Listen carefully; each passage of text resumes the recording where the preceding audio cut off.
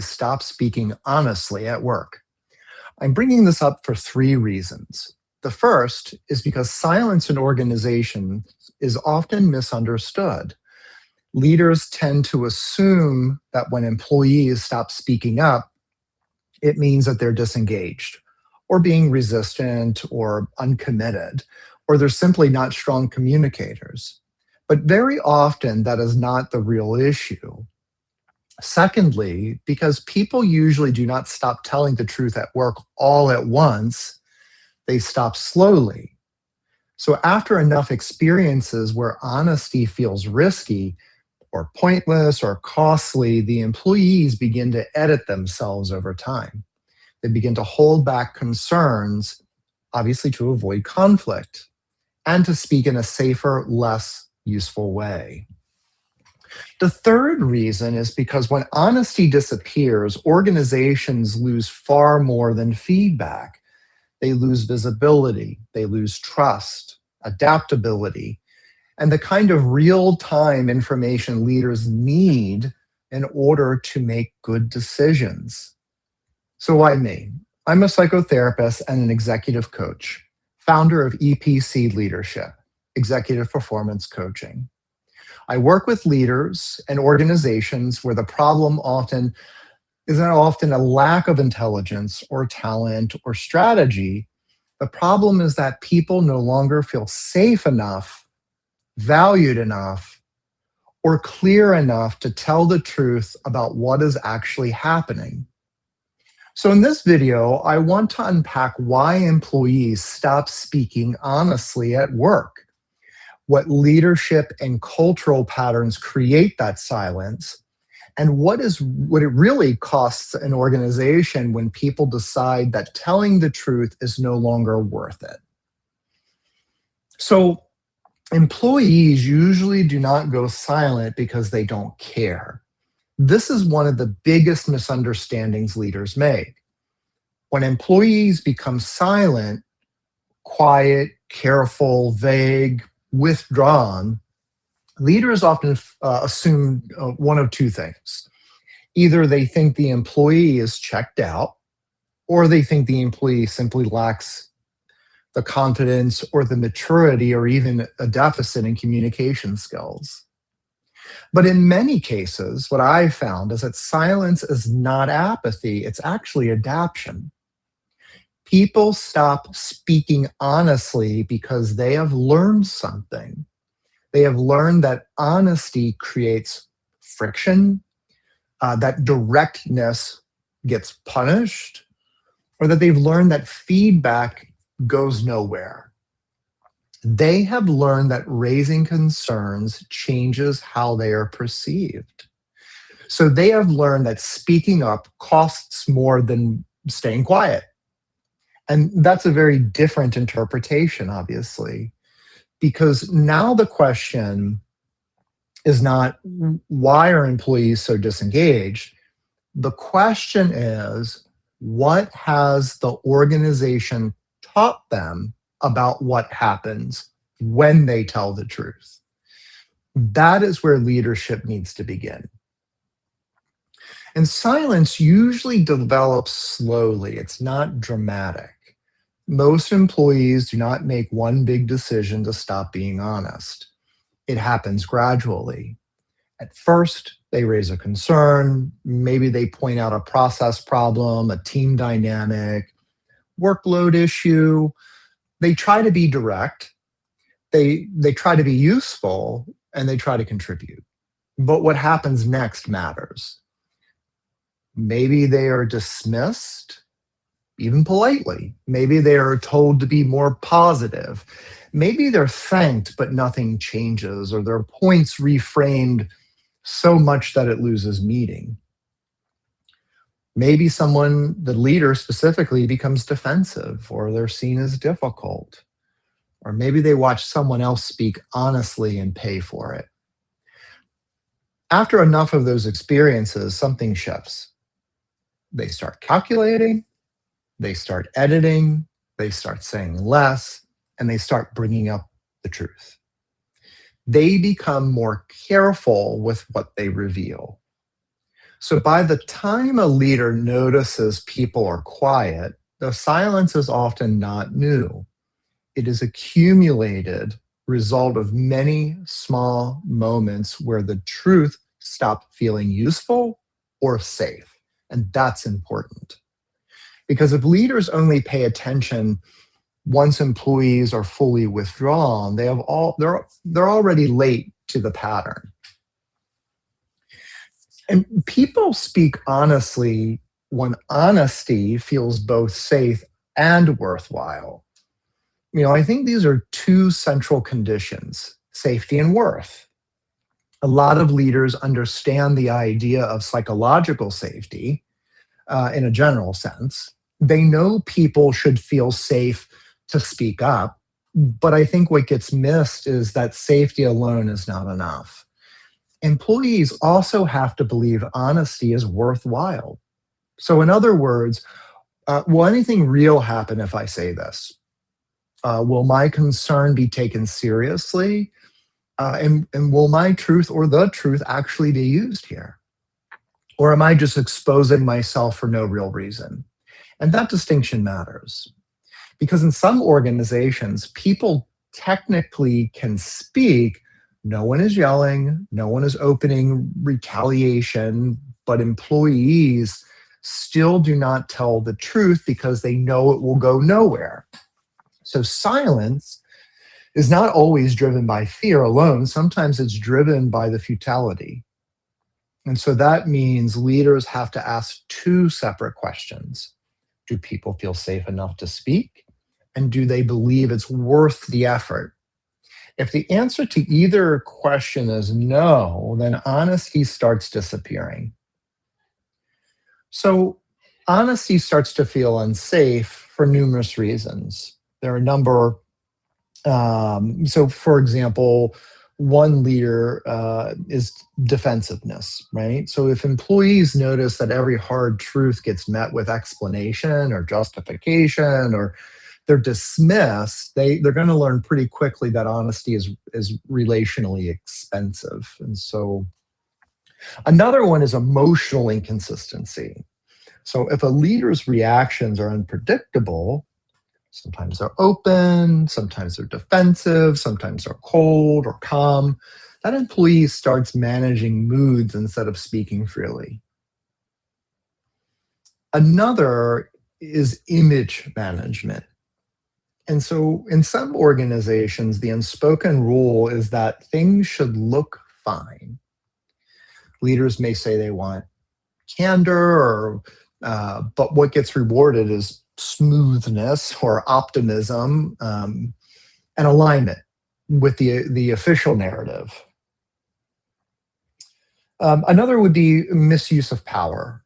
So people do not need overt retaliation to become careful. Sometimes all it takes is being excluded or relabeled or subtly deprioritized or just even seen differently after speaking up. And another is what I would call performative openness. So leaders say, my door is always open, or I want your honest feedback. But when honesty actually arrives, they're not able to metabolize it. They can't correct it, and they just move away from it too quickly. And employees will notice that gap immediately. And once they notice it, they stop listening to what the leader says. They're going to start paying attention to what honesty costs them. And that is how culture gets built. And so there's a lot of reasons why honesty doesn't feel worthwhile either. And just as important, honesty stops when people believe it makes no difference. And this happens when employees raise issues repeatedly and they don't see an action. It happens when concerns get heard, but they're not followed. And it happens when the organization is more attached to the appearance than the reality. I think it also happens when leaders ask for feedback, but they don't make the trade-offs visible. So, or they don't explain the decisions or they close the loop. And so the employee starts to think, well, why bother? They already know. Nothing changes and it's not worth the energy. And all it does is it makes me more visible. That last part matters a lot because honesty is effortful. It takes emotional risk. It takes thought, it takes willingness to say something real. And if that effort leads nowhere, people begin preserving the energy by withholding the truth. Then leaders misread the silence as agreement.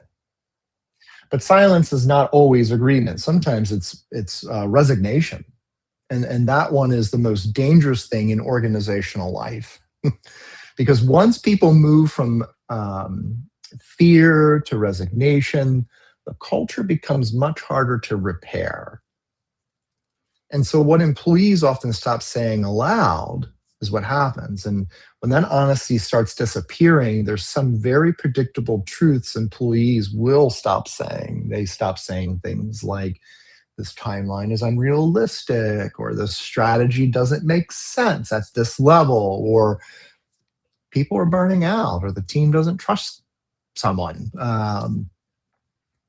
And so they stop saying things like, everyone knows the process is broken, or this meeting is not solving anything. And so there's lots of truths that actually stop coming to order. And so once those beliefs set in, the organization loses, I think, one of its most important resources, and that's unfiltered information from the people who are closest to the work. And that's when the leader starts becoming blind. And silence is costly. When employees stop speaking honestly, the organization just doesn't lose its feedback. It's losing data, it's losing true signal. And signal is what allows a leader to adjust before problems become expensive. Without honesty, leaders lose these early warning signs. They're going to lose visibility in morale, or they lose accurate information about process breakdowns, or they lose truth about management and insight. And what replaces that is often these polished reports or political behaviors or surface agreements, and that delays the reality. And things will look calm, and the deck might look cleaner, and the meetings may even seem aligned, and everybody's with it. But the lived experience of the team is very different. And that creates a dangerous gap between what leaders think is happening and what is actually happening. And that gap can show over in turnover, execution failures, or stalled changes, weak succession pipelines, or poor cross-functional trust, and obviously emotional disengagement. So the cost of silence isn't an abstract thing. It's strategic, it's relational, it's operational, and eventually it will become financial. And this just isn't an employee issue, it's a leadership issue. And so one of the things I think leaders need to be careful about is not framing this as an employee courage-ish problem. Sometimes employees do not need to become more direct. Sometimes they do need better skill on how they raise concerns, but in many cases, it's more important question to whether leadership has created the conditions where truth can survive. And that means leaders have to ask themselves, what happens in this organization when someone says something hard? Do people become more respected for telling the truth? Do we reward clarity, or do we reward comfort? That's a hard one. And can challenge survive in this room without becoming relationally expensive? Are we teaching people unconsciously that honesty is disruptive or inconvenient or maybe even career limiting? And those are leadership questions, because culture is not built by what leaders say they value. It's built by what employees learn from repeated experience. And if repeated experience teaches silence, then silence will become rational. I say this all the time. Psychological safety is not softness. This is another place where people get confused. Psychological safety does not mean endless comfort. It does not mean there are no consequences or no standards or conflict or accountability. A healthy workplace can still have hard conversations and disagreements, correction and tension. Psychological safety means people can bring reality to the room without being punished for it. It means they can raise concerns, challenge assumptions, admit mistakes, name problems without a leader turning it into an ego threat. And that's different from softness. In fact, true, honest organizations are often more demanding and not less.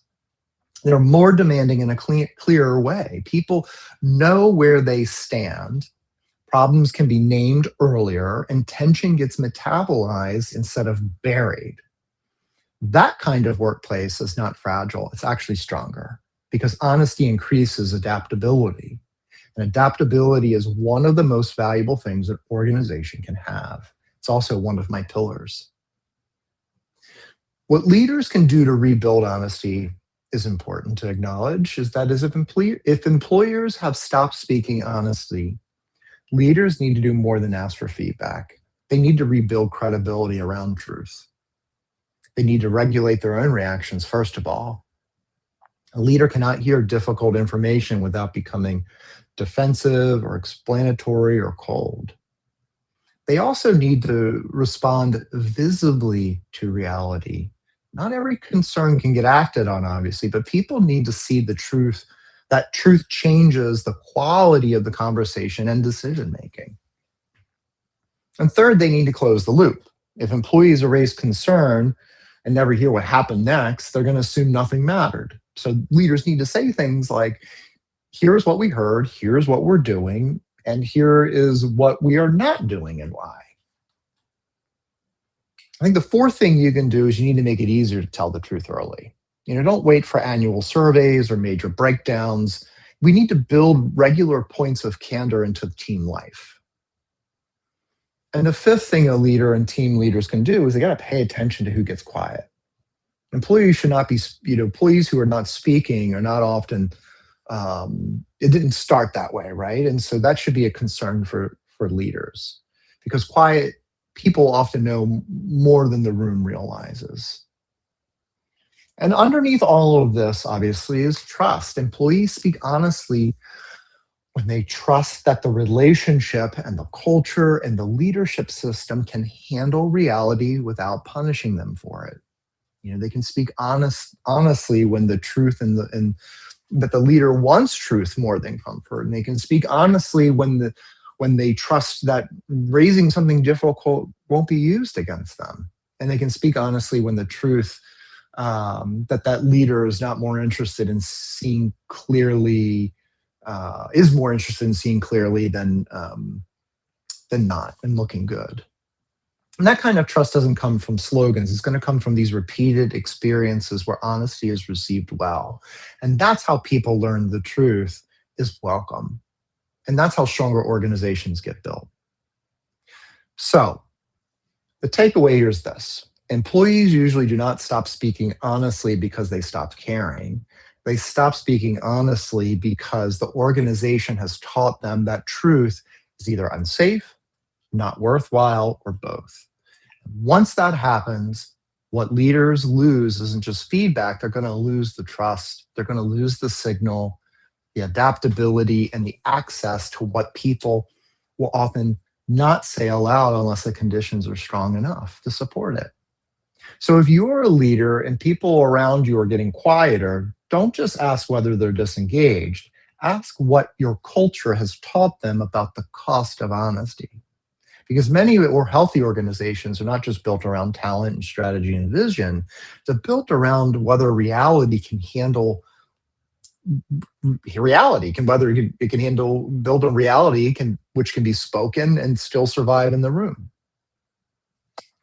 I'm Paul Sheesley, and this is the kind of leadership work I care most about, where trust, communication, psychology, and organizational health all come together in real time. Thanks for your time.